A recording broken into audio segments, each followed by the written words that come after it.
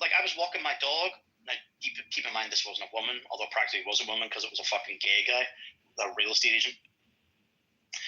There's a guy, I was walking through the centre of town. He literally walked outside because he's a fag. He still smokes with one of his employees. And he just stepped out. He opened the door as I walked past, so I saw him. And he stepped out behind me. And he took like 2 steps forward. And I turned around. And I said, do you mind if I ask you a really personal / business question? And he was like, sure. But so there are times you can do these things, right? But I don't know if it's like the most effective strategy.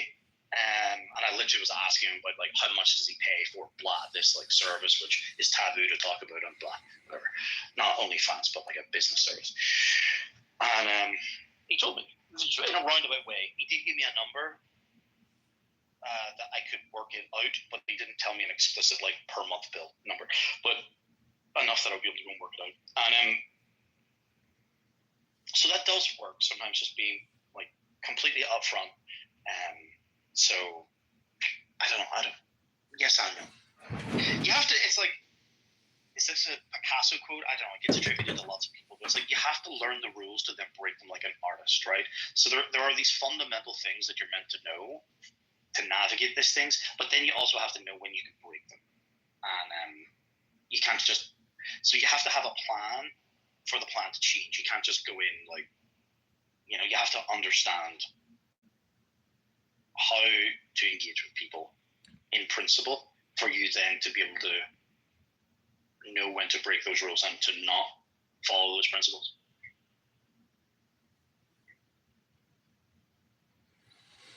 But it seems that, Mr. Anderson, you have a theory that we live in a simulation. We live at least in a pattern. I don't know if I explicitly believe we live in a simulation, but what I do believe is that there are a significant portion, if not the majority of people that you encounter in this world, they have not expanded their consciousness to the point where they understand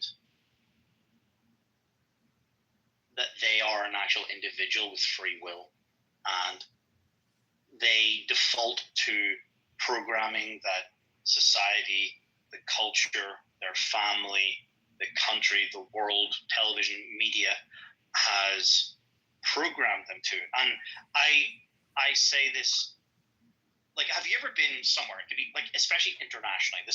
But if you're in America or Canada, this could also work. You can watch people even in an alternate language. And you can be, so say you're standing, like I always see this in like an airport, right? So you're sitting around waiting for your gate to open or whatever. I'll be like, I'll nudge my girlfriend or my mom or someone, whoever it is beside me. I'll be like, hey, look at this. Oh, look at this. They're about to kick off, right? And you can tell, so like some Italian man and woman, right? Someone very like animated, right? You can tell that there's an argument. It's about to watch it. It's like it's almost like a musical. It's like notes in music. You can see it's like, oh, here it comes. Here's the bass line. It's just like, you can see it's about to peak, right? And I think that a lot of people, they argue the way that they argue with their loved ones because they watch soap operas and television and media, and they see people arguing on television, and then they literally they're not even arguing per se. That's what I think. I'm looking at these people in a different language, and they're just going through the motions. That's why it's so predictable, the same sort of pattern. How they've been programmed by television to argue, right? Yeah, but they've been programmed by their parents. But they're also just they're getting. You don't actually have to. They're getting their dopamine fill though. When they're in the conflict and yelling, they're raising their dopamine. Sure, and sometimes there's a cathartic release that needs to happen or whatever, right? But the point is that maybe that's a bad example, but I think that most people are living their lives on autopilot, and they're not actually captains of their own ship. They're not actually making real decisions, and that they are literally. But this is the 80-20 rule, though. They're right? Driving. It's not. It's worse than 80-20, bro. It's way worse than 80-20. They are driving. They are driving on the road between the lines, which someone else drew for them. Someone else painted those lines, and they will not deviate from those lines, right? that like, or they will only color within the lanes, like or the lines, like paint by numbers, right? They've never done something outside. Like Steve Jobs talked about making a dent in the world. These people have never made a dent in the world, right? They've never considered that this building that they're in was once designed by another person, just like them, that almost they could have, or this road was planned to be this way, or like, and that they too, they can influence the world and make changes like that, which then other people have to, most people just live their lives bouncing between the lines, not stepping over them, staying within the lines that other people have drawn. They live inside a box. They've never stepped outside the box. Yeah, but my perspective is that we live in a society, and if we all venture off to our own, freedom and own desires, we don't have a functioning society, right? So this is where I return to the previous point. You have to learn the fundamentals to then know how to break them like an artist. So you too can exist inside the box the majority of the time, perhaps, right?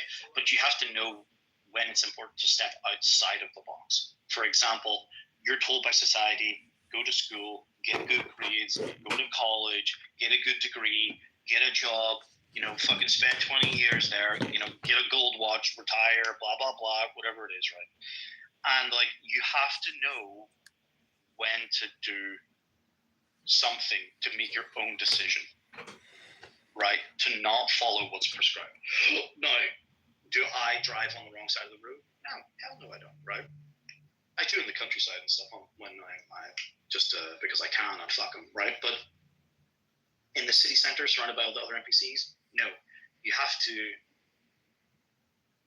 like act like others at times, but you also have to know when to. You have to appear like others, but think like you have to act like others, but think for yourself.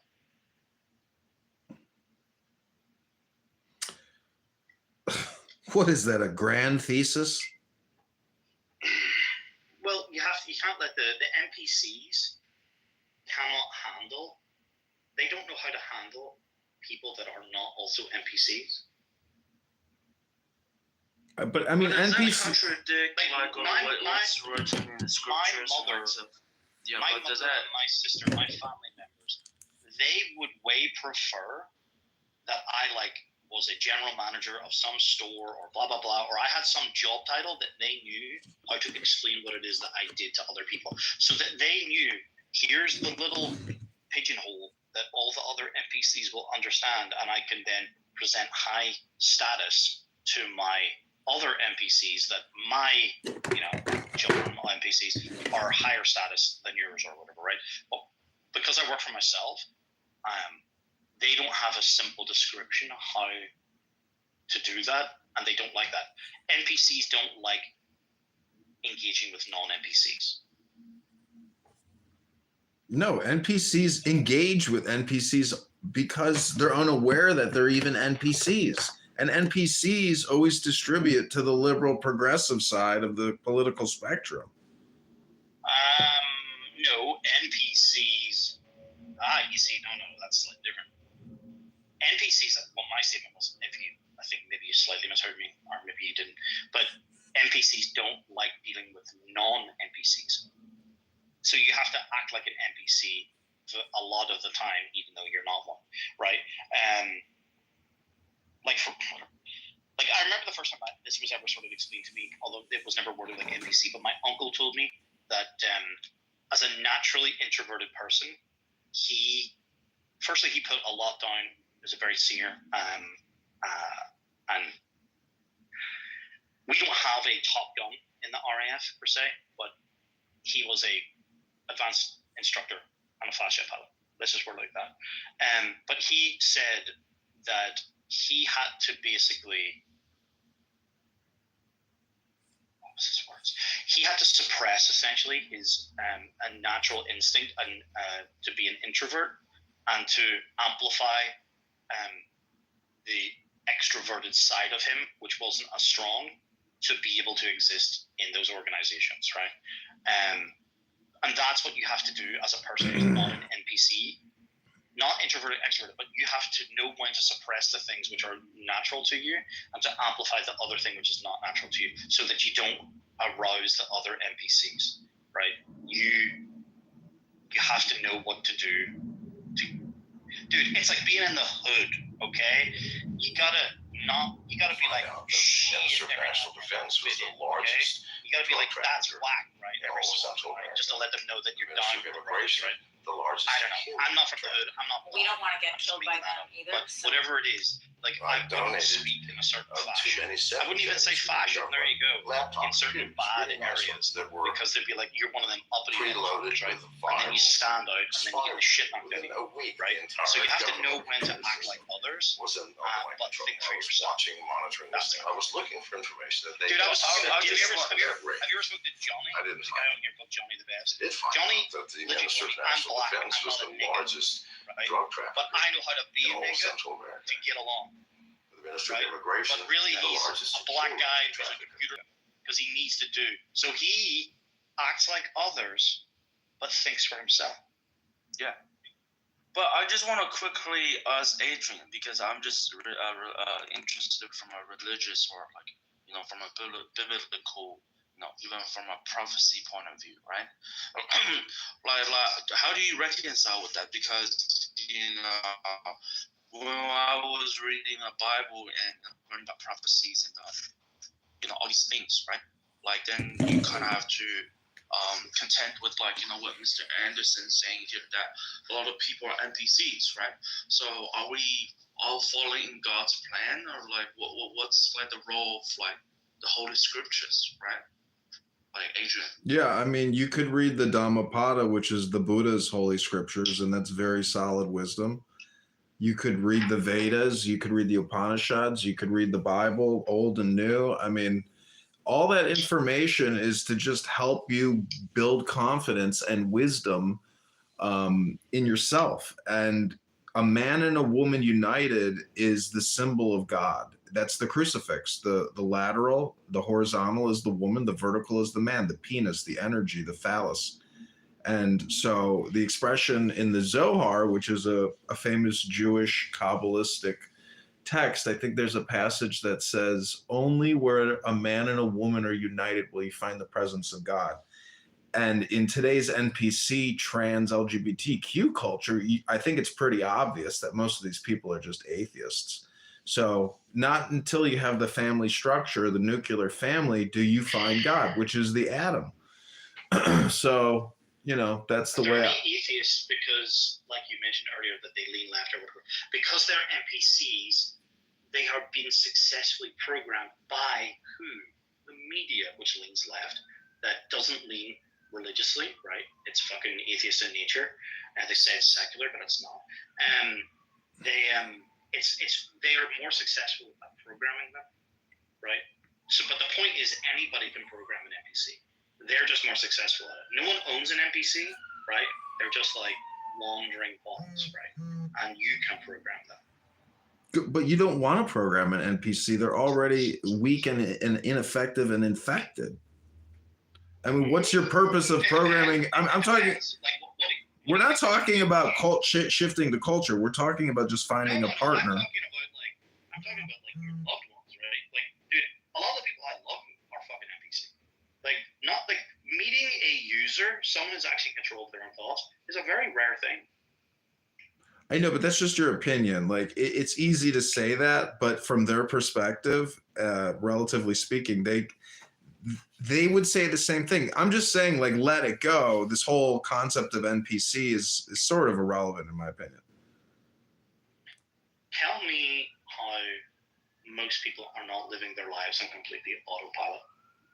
Most people are. I mean, your brain isn't. So they're NPCs. I know, but you got to understand the subconscious mind operates on an algorithm. Which can be programmed. Exactly. It's programmed through words and communication, pictures and videos. Precisely. So you're agreeing.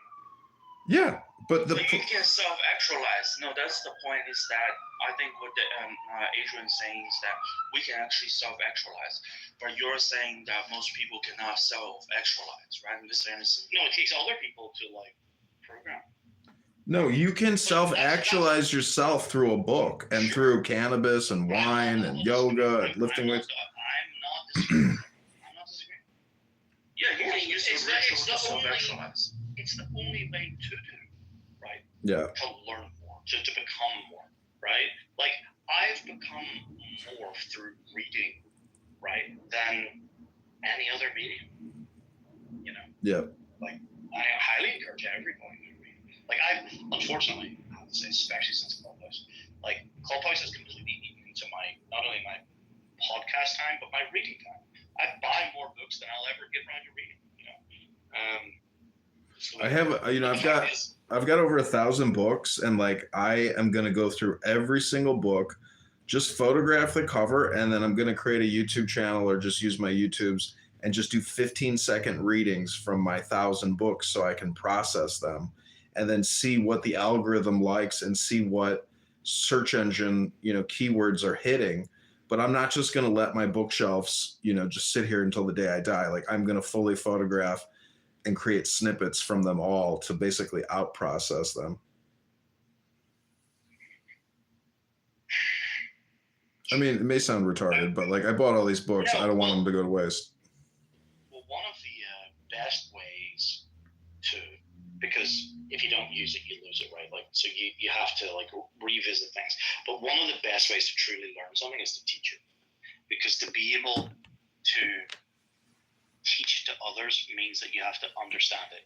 You should anyway understand it to such a higher degree. You can't just be a casual reader. And then you have to have integrative knowledge so you can explain it. You Yeah. have to integrate it, precisely. So to teach it, right? So for you to, it's funny, the military, like particularly in the path of becoming a pilot, we there's two different schools in our fast jet training. And prior to you going to an operational squadron, where you actually then get type rated on an F-35. So when you're flying the training jets, when you first fly a two-seater, trainers are all two-seaters, a fast jet, what we call a Hawk, they first school you go and you learn how to fly it, and the second school, which is on the same camp, you go and use it as a weapon system. But in between those two schools, the best graduates from school one, they're called creamies, and they get creamed off the top. This is just maybe a Royal Air Force thing, and they're actually held back, and they do not progress onto the next stage with the rest of the students, but they are essentially brought back as essentially assistant instructors. So the people that have just graduated the course at the top of their class are held back to help the next class graduate on top of the other actual instructors and staff. And they do so because they're the best and that they can whatever. So basically, one of the best ways to teach one of the best ways to learn something yourself is to teach, and it also then makes them better pilots as well. So although they graduate later because they were held back, and they basically do the course twice. Yeah, well, it's like reading a book once. I mean, it's like reading a book once. You can get a superficial read and it's not integrated, and you can pick it up again 10 more times, and every time you pick it up, you're just like flummoxed because you're like, fuck, my brain can't retain, and memory is limited. Thus, you have to continually do it every single day. Otherwise, you will get brain rot and you will not increase the neuroplasticity or retain what you've gained. But it's amazing when you read the next day, you can, it's going into your memory. You can talk about it. Well, on a day-to-day basis, right, there's only so much information that you can process and you can commit to memory. This is why it's terrible to do all-nighters and things for, like, especially studying. The thing that actually commits it to memory is sleeping. During sleep, your brain essentially declutters the memories of the day, and it weeds out the inessential from the essential. But if you don't sleep, it never actually commits to memory in the same fashion. Yeah. But what I was going to say is, if you were to revisit, for example, a book, or I'm going to say a movie, right, for example, in this case, we're going to talk about NPCs and being woken up. The Matrix. The second time I watched The Matrix, and I probably only watched it 3-4 times. I don't think, 4 times, man. But the first time I watched it, and it was just a great movie as a kid. I just took it for exactly what it was. I was being spoon-fed, didn't know anything else, and I just appreciated it for the subject matter. Yeah, but how do you still appreciate it knowing? How do you still appreciate it knowing that the Wachowski brothers are fucking trans? Sisters? Yeah, I know. how the fuck can you look at that But movie the same way? But you see, the second time that I watched it, it was an entirely different movie to me because I was an entirely different person, and I looked at these things like I looked at it as the entrepreneurial, because that's just what I'd been through, right? I'd just been through this transformation in my own life about, essentially like stepping outside of the box. Like I always knew that I was capable of stepping outside the box, right? But then, well, this is like the hero's journey, right? The call to action, and then the rejection took the call, right? And then, whatever am I going to put it? I know, but that's all relative. You could stay in the system and have the courage to stay in the system. There are many people that are not NPCs, but never take up the call, and they remain and they continue and they live amongst the other NPCs and never successfully stepped outside of the box. But they were capable of it, but they never did it because they were afraid or whatever. Yeah, but people who work outside of the box often regret it, and they say it was better in the box. Well, that's also in the Matrix, right? Because Cypher, I Yeah. think his name is. No. He takes a meeting with fucking Agent Smith, and he's like, he's talking about, I know that Cypher, I'm not even eating steak. I don't even know what steak tastes like. What does he say? He basically says, I want to forget. Put me back in the box. Just make me like a rich, famous Democrat and like whatever. And put me back inside the box, and I'll sell you my soul and let you know where they are, right? Yeah. That's what he's saying. I'm an NPC. I'm outside of the box. I'm afraid. I don't like it. And I can't handle it. Put me back in the box, and I'll give you everything, right? And yeah, you're right. There's a lot of people that step outside of the box and they regret it. But some of us that do, we do so and we never go back. And I looked at the Matrix as essentially the entrepreneurial journey, like this, stepping outside of the box. I know, but the box is an illusion. It's a concept. Yeah, I understand. It's just a structure, it's a concept, it's a framing. But what I'm saying is, like for example, when Neo is introduced to the Oracle, what does the Oracle tell him? She says, I cooked the best motherfucking oatmeal cookies you ever had, N-word. That's right. What does she say? What does she say to him? She says, oh, you're more handsome than I. She's like, you're more handsome than I thought. No. She tells him he's not the one. Oh, yeah. Why does she tell him that, though? To basically reverse engineer his psychology. Precisely. Yeah. Because he needed to be told that to realize that he was. Right. It's yin and yang. Yeah. Yes. Right. So, but here's the thing. It's like I had to be told no, right, by certain people for certain things, or that made me. It forced me to make a decision or a realization point where it's like I realized that no, I am, and I'm gonna show you or whatever. It's like it provoked. There was I can't remember what it was at the time now, but I remember when especially that scene, that it brought a lot. There's another scene I can't remember what it was, but there's like the shootout where it's like where he begins to believe he doesn't successfully. It's the first time. It's the scene. I think it's in like a subway, right? It's when he starts to engage, right? Actually fight back with Agent Smith, right? And Neo or Trinity is essentially saying no one else has ever walked away after engaging with an agent, and he begins to believe. He begins to embrace the shadow. Integrate his own sense of self, that identity, and then finally, in the not the bullet time scene, because the bullet time thing is where he's dodging the bullets or whatever, but in the bullet scene where he raises his hand, which is my PTR, and he's stopping the bullets in midair, and he plucks one out and drops it.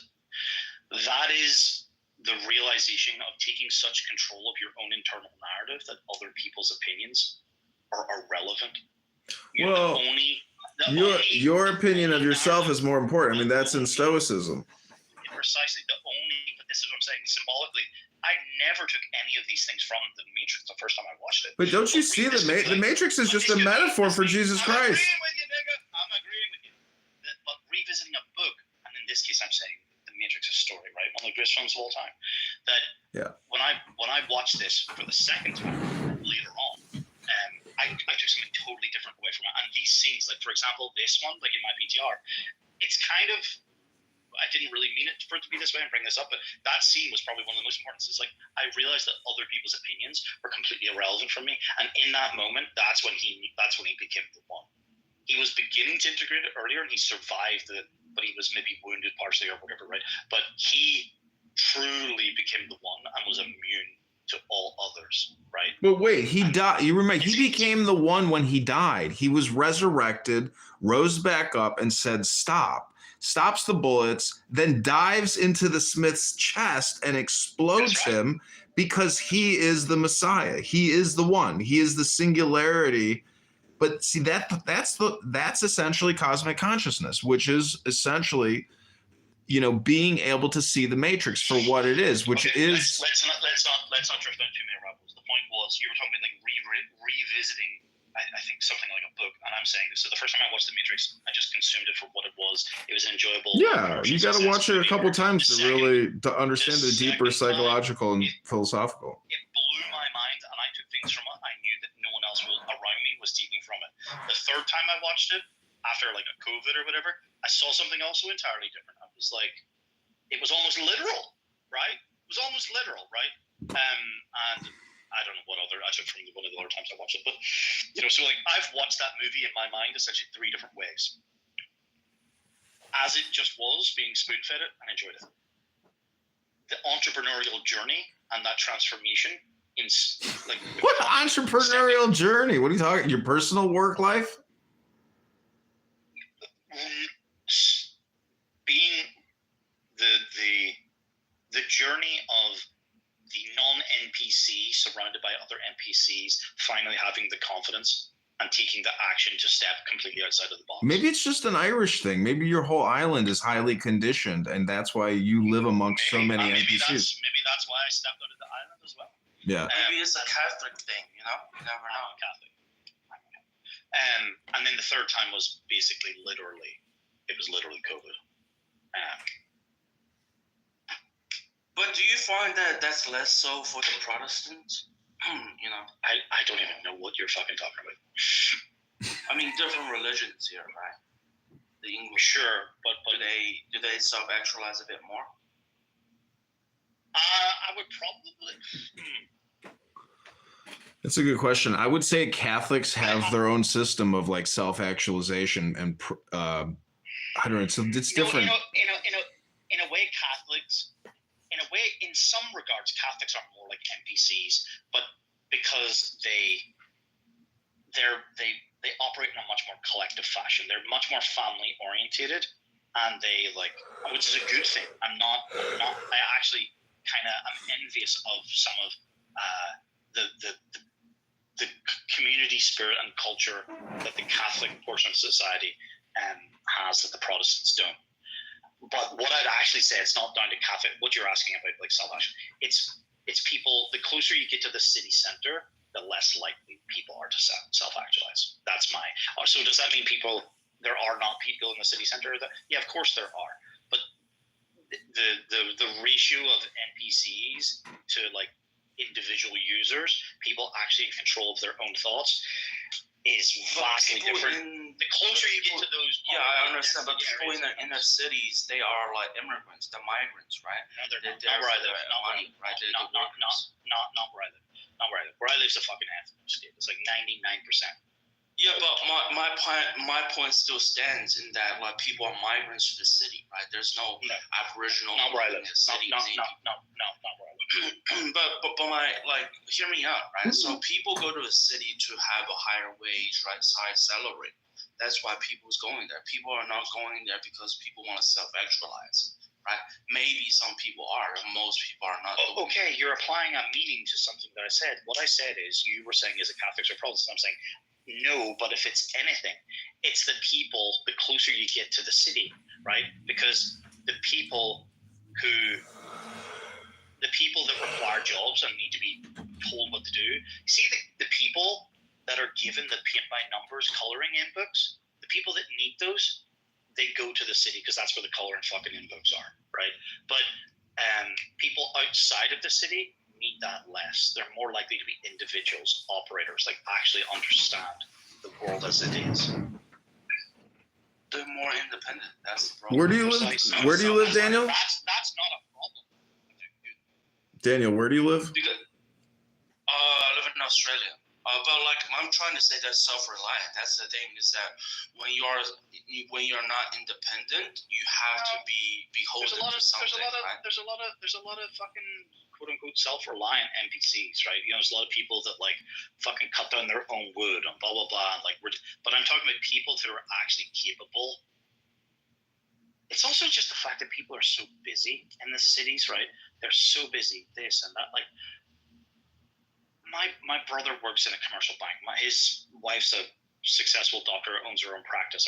They're so fucking busy living their city life that they didn't have the fucking time, the mental bandwidth, the capacity. Like, I'm not saying that they need to go to listen to Alex Jones, but it never occurred to them that the fucking vaccine should be something that they shouldn't take. Hey now. Hey now, not on my YouTube channel. No V word. That's right. No V word. You'll get the stream killed and the account nuked. That's right. Take your vaccine. Sorry, moderators. He didn't say the V word. That's right. Drink your fluoride. It's okay. But I forgot. I knew that would happen, bro. Oh goodness. Anyway, but you know, people are just worked so hard, so much that they don't even have time